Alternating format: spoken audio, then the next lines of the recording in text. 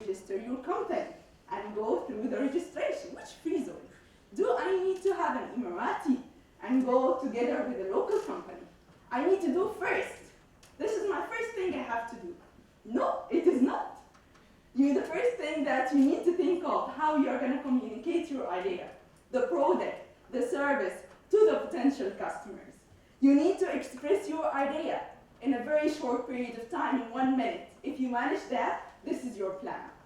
The fifth point, number 5, and always number 5, it's 5 fingers. It is the customers. If I don't have the customers, I don't have the money, I cannot survive, I will not have revenue. And what does it mean, potential customer? And what does it mean, prospect? I've been through that because I have product. I created something to serve the automotive industry, my heritage, which is the after sales, and then it calls mystery inspected, and another product that the marketeer are always struggling in this industry, which is not innovative in terms of marketing, which calls that driving through history, al-qiyada abra tarikh. So I try to link the tools I know to promote the heritage of the region we came from. And then we expand. Did it succeed? I had a great idea. I know, I came from the industry. I was sitting in this seat before you, so I know what I'm talking about. No, it's different. You need to listen to the person and find out different. Corporate has different needs. Then you need to be very flexible to accept your idea. It's not that the amazing one. They will not buy it. If they will buy it, you are a millionaire from the first step.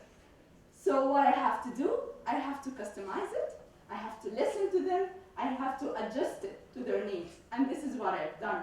Instead of crossing borders between countries, I'm going to cross borders within the Emirates. So promoting the heritage. Now I need to refresh the 6 points and the 6 essence of 6 degrees. Entrepreneurs are a leaders, not a follower. This is number 1. Number 2, don't start without a tool. The tool is knowledge and information. Number 3, market and make it clear for you what is the unique selling point. My selling point is knowledge and experience and lamia. This is my unique selling point. Be clear about the outcome with your vision. And then customers makes the per day. Without the customers, you cannot survive. And finally, don't be upset when you are down, because you will be down. But what you have to do, you have to follow the entrepreneurs around you. They will come and pick you up because they pass through your journey. They will shake you out again. They will let you step up again and continue. Please, if you're an entrepreneur, next to you, speak to the person next to you. Ask him or her, how can I help you? They will answer you, how can I help you?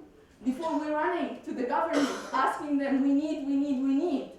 Just we can create our ecosystem with our pain and with our experience. The last word I'm going to tell you, managers organizing and giving orders and let others do things, but leaders not. Leaders listen to the customer needs.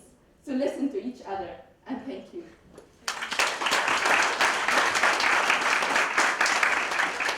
Thank you very much, Rami. That was absolutely wonderful. Thank you. Yes, I've learned a lot. Okay. The 6 essence? Yes, absolutely. So then you see me on number 6. Yes, it's a good number to have. Yeah. And now, what Rami just did is she took you all where we were floating around, dreaming, thinking of beautiful things, and she brought it back down to earth. And she said, you know what? If you want those dreams to become a reality, you got to do something now. You got to be a little organized. And she also mentioned something which is very nice. It's all about cooperation. It's not competition. It's all about cooperation. So before I introduce my next speaker, I think we need to just stand up a bit. Andre, come on. All those people in the background, yes, I can see you. Okay. We're just going to do something that was all our energies. Come on. Fast. As fast. Let's see how fast. I want to see a war of fingers. Yes. And then we're going to do something like Tarzan does. And it's what? I can't really do that, okay, but I want to hear everybody else. Both hands, I can't use it because I've got this near my. Alright, clap, both hands, stop. And I want you a nice deep breath, but when you do that, I want you to expand your stomach. Stomach out, okay, and now breathe in. So you're putting your diaphragm down, hold for 3. 1, 2, 3. Breathe out. I didn't hear it. Once more. I want to hear the breathing out. 1, 2, 3. Yeah, that's it. Okay, I think we've got the oxygen level up. Have a seat, please. And now, we heard about dreams, we heard about how we should turn them into a reality. We heard a lot about cooperation. And all these things, we heard about experience and how many years in the business. And so now my next speaker doesn't quite fit that bill. And when I heard her speak for the first time, I thought, what is she doing in the conference? I thought, she accompanied somebody else. I didn't realize that she was the speaker on a panel discussion. And I thought to myself, what on earth could she have to offer? Yeah, I don't think she is worth it. But I was pleasantly surprised. And that got me thinking, I must get this particular person on my show, which is today. And so, without further ado, I'd like to invite Ms. Bela.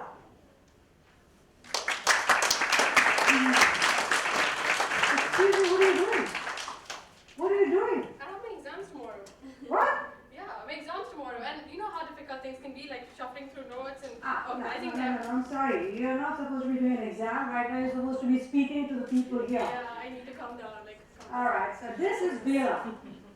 And she's a student, and she's 16 years old, and she's in the middle of a board exam. And also, she's our youngest entrepreneur. So what can Bela teach us? All yours, darling.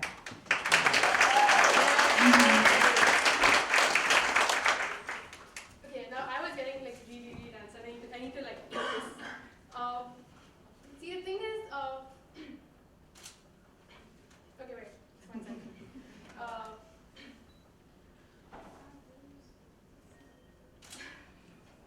Okay, that's the thing. The exam. Yeah. It's okay. Okay. See, now, can I ask all of you to please stand up? Oh yeah, now the 16-year-old is ready to stand up. Thank you. Okay, you may sit down. Cute. Can I ask all of you to please stand up again? I think Simon said. Okay, now you may sit.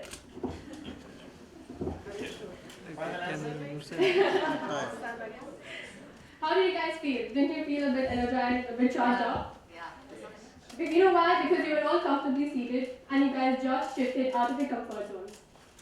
Now tell me, if a little movement out of your comfort zones can make you feel so good, then just imagine what can a large movement from a comfort zone do. And in spite of that, all of us end up spending all our lives in the comfort zone, complaining about not knowing what to do next, complaining, cribbing, although we have dreams. I know of people who have dreams, who complain, and yet stay in their comfort zones. They do not want to take the next step. And here I'm talking about 16-year-olds, not 60-year-olds, 16-year-olds. I used to do the same thing. I used to complain about not having enough opportunities for students in Dubai, not having enough friends, not knowing what to do next, and getting really tensed up about stuff. But I realized that if this is what I was going to do, this is not going to take me anywhere. I used to complain and crib and cry all the time. But it is during one such complaining session that took place in my house, it was during my grade 10 exams. I was complaining to my parents, telling them I could not access my notes, I lost them. I tried contacting my teachers, they were not available. I tried contacting my friends, their phones were taken away because it's exams, so you need to focus. And in India, these are the board exams, which are the most overrated exams, I feel. Because you know what happens, we are threatened and coax and even threaten that, okay, if you don't perform well in this, your life is ruined. Okay, the best part is that we also get pampered. Like, you get to snatch pieces of chocolates and cakes from your siblings just because, okay, I'm stressed out, I need to eat, I need to have chocolate. Okay, that's the other part. But now, coming to the main part, why I was complaining. I couldn't access my notes. I didn't know what to do because my dad wasn't in town. My friends, I couldn't access my friends nor my teachers. And I didn't know what to do. All hell was about to break loose. But then, I thought I need to take a step back and think.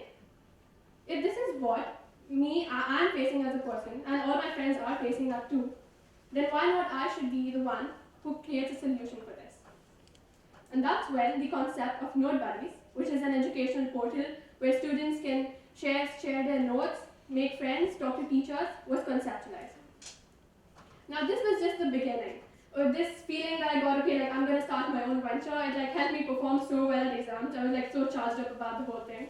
And after my exams got over, I was thinking, okay, cool, I'll have the site up and running, I have members signing in, and money flowing into my account, like clink, clink, clink. You know, setting up business is so easy, right? But I had no clue what I was getting myself into. After the first step started when I had to actually register a domain. The first thing I needed to register a domain was a credit card. Obviously, I did not have one, so I went to my dad. I asked him, okay, can you like pay for this, please, which is something I didn't want to do. This was my frustration level 1. Second, when I started building the website, I realized that all my friends were at the parties, they were at the movies, enjoying, and I was here, like clicking buttons to get the site up and running. Frustration level 2. And finally, when I actually got the site up and running, it was, okay, a beautiful site, that's what I thought it was. But I showed it to people, and what did I get from them? Outright rejection. This was like the last straw. I completely lost it. I was like, okay, now I don't know what to do. But thankfully, I met Meera Kaul of the Meera Kaul Foundation, and she liked my idea, and for her next step was to actually invite me to speak at the WSTEM event held in 2014. I liked that event a lot because that was one place where people actually took me seriously. I went to the event, I spoke about my portal, and within no time, I realized that it was time for the next WSTEM event, which was held this year. And she called me to speak about my portal. I was like so tense. I didn't know what to do because I had spoken about this in the previous event, and today I did not have any site running. Like I was like, okay, what do I even tell them? I told them about it would be like ready and set up, but I had not even had the basic structure in place. I went and I spoke at the event again, and thankfully it went well. And the further encouragement came in the form of 2 angels to me. It came in the form of Serene Fadul, who is the founder of the manager of DSO founders, the Dubai Silicon OSS founders. She gave me an opportunity to speak and present in front of her management. This kind of encouraged me because this was one place where people actually took me seriously. Then second was in the form of Sambi, who actually she actually took me so seriously, and she actually gave me this platform to speak and present in front of all of you here. What used to happen was I had to set up my website. I did not know how exactly I was going to do it because of the pressure that I was going through. So I ended up thinking, okay, I should give it to outsource it. For this, I needed money.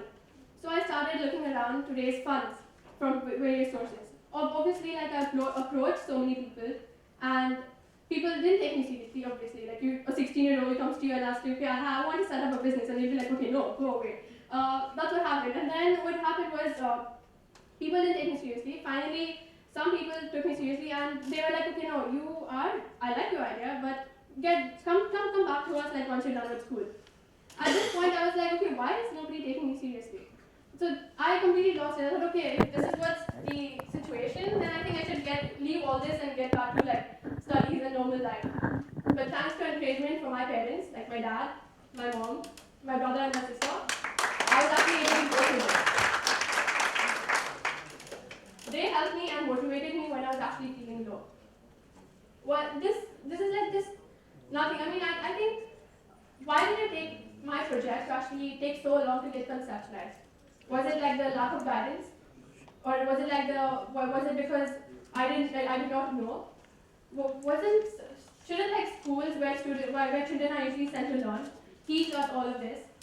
Because just imagine if there were schools that taught me the basics basics of setting up a business, like the nuances of setting up a business plan, rights and patent protection. Just imagine the amount of learning that it would give us. And for this, what do we need? We need like a transformation, a major transformation. This, I'm not talking about a little change, it's a transformation at all levels. We need schools to actually encourage us, give us a platform to actually learn life skills rather than just like usual subjects. We need schools to actually provide us with mentors who guide us and help us realize our dreams. Because, okay, thankfully I had people who encouraged me and helped me realize my dream, but what about those people who are very bright but not so lucky? It's not their fault, but they need someone who has to guide them. And it is our generation today that we need job creators, we don't need job takers. And for this, we need you all to motivate us, to be with us, and to guide us. And this is not going to be possible without your support. We need you to be with us, support us, because we are the next large wave of tech-savvy consumers. We are the ones we are a generation that you just can't avoid. So we need you to be with us and support us. It's only then that we can do stuff. And obviously, then they say that, okay, what can a 16-year-old do?